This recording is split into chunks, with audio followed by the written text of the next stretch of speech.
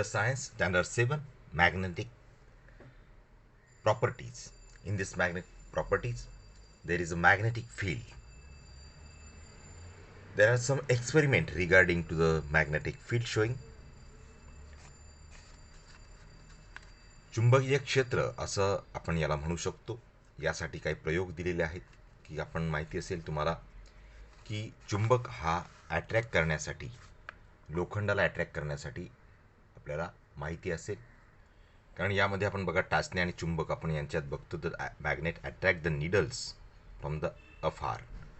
In other words the magnet has an effect even at a distance. तर अंतरावरून सुद्धा काही अंतरावरून सुद्धा ह्या टाचण्या अट्रॅक्ट होतात. म्हणजे मॅग्नेट हे अशा पद्धतीने दुसरे वस्तू अट्रॅक्ट करू शकतो. म्हणजे असं का शक्य झालं? एका कार्डबोर्डवर तुम्ही काय करायचं, मॅग्नेट घेतला आणि त्याच्या अवतीभोवती आयर्न फिलिंग्स टाकले, म्हणजे लोखंडी चुरा टाकला आणि त्या कार्डबोर्डवर ते ठेवल्यानंतर आता त्याला टॅप करायचं हळूहळू, आणि मग टॅप केल्यानंतर तुम्हाला काही वेळानंतर तुम्हाला त्याच्या भोवती अशा प्रकारच्या त्या चुऱ्याची रचना आपल्याला दिसून येतं. ह्या अशी चुऱ्याची रचना का झाली? कारण काही ठिकाणी मोठ्या प्रमाणात अटॅक झालं, मात्र काही ठिकाणी समांतर पद्धतीने अशा त्या चुऱ्याची मांडणी झालेली आपल्याला दिसून येतं. टॅपिंग टॅपिंग करणं म्हणजे काय, आपण टिचकी मारतो त्याला, त्या पुठ्ठ्याला. तर तो असा हा प्रयोग सहज आपण करू शकतो. मायकल फॅराडे यांनी या अशा प्रकारच्या ज्या विकर्ष रेषा निर्माण झालेल्या आहेत, यांना विकर्ष रेषा, यांना मॅग्नेटिक लाईन ऑफ फोर्स असं नाव दिलं.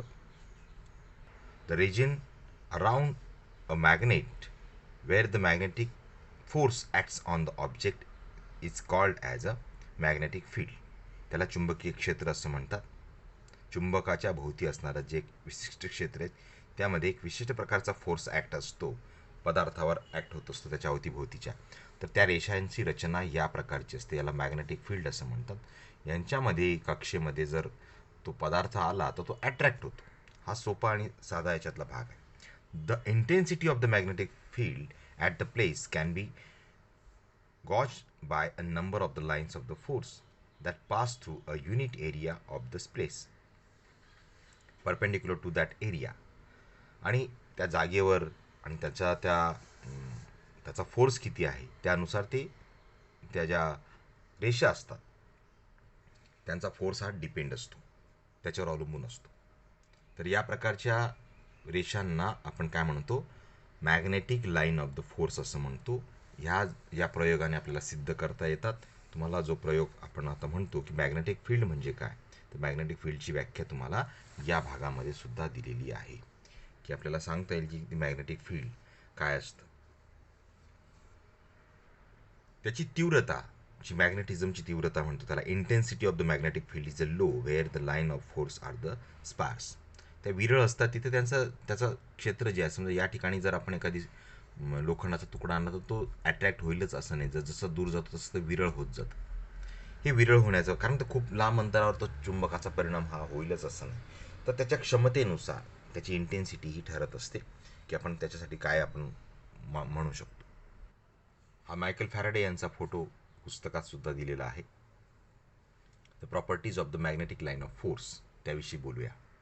या प्रॉपर्टीज या ठिकाणी आपल्याला या चित्रातून पण आपल्याला सहज समजू शकतात, पण आपण एक एक समजून घेऊया. Magnetic line of force are the imaginary connecting lines and Faraday introduce the concept of the lines force in order to explain the magnetic attraction and repulsion. आकर्षण आणि प्रतिकर्षण हे दर्शवण्यासाठी यांचा एक काल्पनिक रेषा आहेत. या काय प्रत्येक चुंबकाच्या भोवती अशा असतातच असं नाही, पण त्या काल्पनिक त्याने त्या सूर्याच्या साह्याने तो सक्सेस करून पाहिला की त्या लाईन ऑफ फोर्स कशा असतील. तर त्याची जेव्हा कार्डबोर्डवर त्यावेळेस त्यांची रचना आपल्याला दिसते, तर जेव्हा त्यांना अपोजिटमध्ये आपण नेत असतो तेव्हा त्याची रचना कशी असते तर ही आपल्याला दिसते. Magnetic line of force always run from the north pole to the south pole.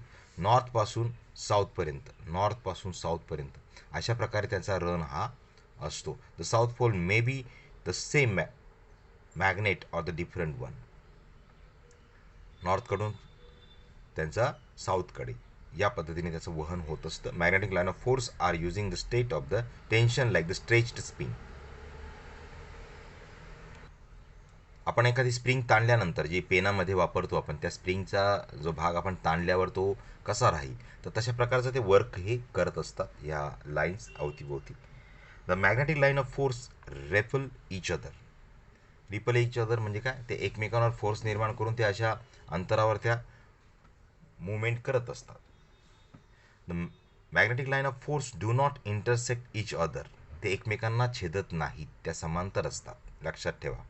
The number of the magnetic line force at a particular point determine the strength of the magnetic field. एखादा certain लेवलवर त्यांची तीव्रता ही जास्त दिसून येते, कारण ते एका टोकावर असतील, अमुक असतील, तर त्यानुसार त्यांची ही हे ज्या 5-6 प्रॉपर्टीज आहेत ह्या तुमच्या लाईन ऑफ फोर्ससाठी दिलेल्या आहेत.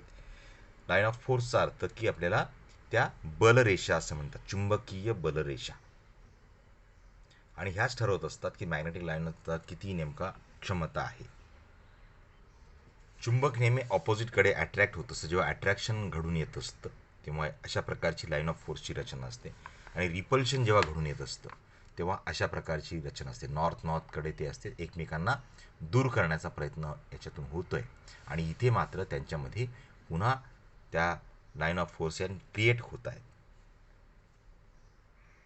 लक्षात ठेवा, समान ध्रुव असेल तेव्हा त्यांच्यामध्ये प्रतिकर्षण घडतं. विजातीय ध्रुव असतील तर त्यांच्यामध्ये आकर्षण घडतं. विजातीय म्हणजे काय, एक नॉर्थ आणि एक साऊथ यांच्यामध्ये आकर्षण घडतं. नॉर्थमध्ये आपल्याला त्याच्यात प्रतिकर्षण दिसतं, हे त्या बाबतीत दिसून येत असतं. आता पेनेट्रेटिंग ॲबिलिटीचा जो मॅग्नेटिक फील्ड पेनेट्रेटिंग ॲबिलिटी दर्शवण्यासाठी याचा प्रयोग दिलेले आहेत. 2-3 प्रयोग आपण सहज करू शकतो. तर प्रयोग सुद्धा दिलेले आहेत, त्यावर आपण चर्चा करूया. प्रोसिजर काय पहिल्यांदा बघूया. Spread some pins on the table and hold the cardboard on the small distance above this pin. Place a bar magnet on the cardboard. Cardboard घ्यायचा, आपण ज्या पिना टेबलावर पसरून द्यायच्या, आणि कार्डबोर्डच्या वरती आपल्याला मॅग्नेट धरायचं आहे. नाव the move the magnet slowly over the cardboard and observe the repeat procedure increasing the layer of the cardboard. Observe करायचं.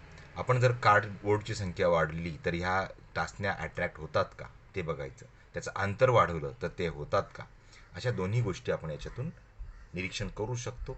या तरीही अट्रॅक्ट होऊ शकतात, या चित्रात पण तुम्हाला दिसत आहे. प्रोसिजर नंबर 2 बघूया. आता एका पाण्याच्या बॉटलमध्ये आपण काय करायचं, काही पिना टाकायच्या, आणि बार मॅग्नेट जो आहे त्या बॉटलच्या शेजारी न्यायचा. दुसऱ्या याच्यामध्ये दिले, move the magnet through the small distance near the bottle and observe it.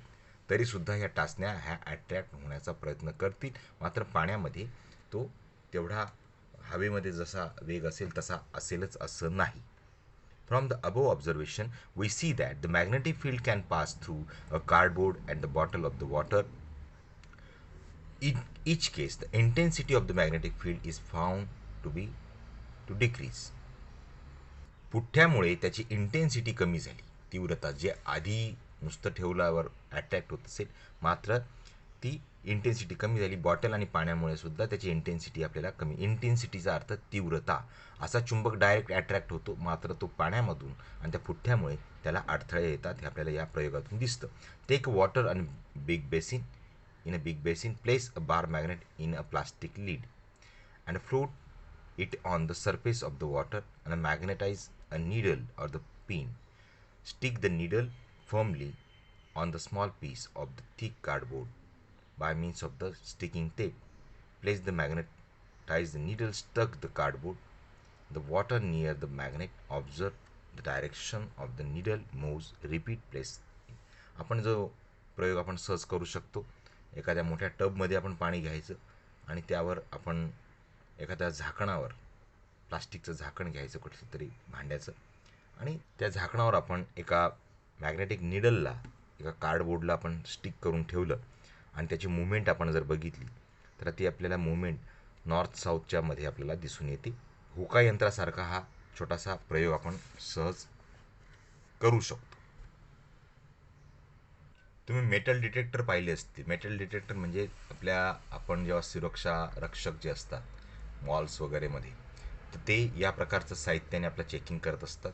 या पद्धतीने त्याच्यातून ह्या डोअरमधून आपण जात असतो, तर ह्या दरम्यान आपल्या शरीराच्या अवतीभोवती एखादं मेटल डिटेक्टर ते वेव्स या पाठवल्या जातात. मॅग्नेटिक लाईन्स असतात, ते ऑन होतात. The function of these machines is based on the electromagnet. Metal detectors are used in a very important place like and airport, bus stations, certain buildings.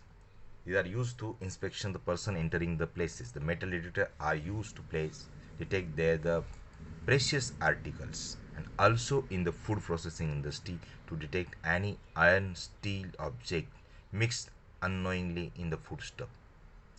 एखाद्या अन्नामध्ये सुद्धा काही वेळेस लोखंडाचा तुकडा जाऊ शकतो, त्यासाठी सुद्धा मॅग्नेटिझमच्या सहाय्याने हे चेक केलं जात असतं, ते डिटेक्ट होत असतं. ते डिटेक्ट होऊनच ते अन्न बाहेर पाठवलं जात असतं, अन्यथा त्याचा परिणाम हा होऊ शकतो. Object with the unknowingly in a foodstuff, as this food will be harmful to the health.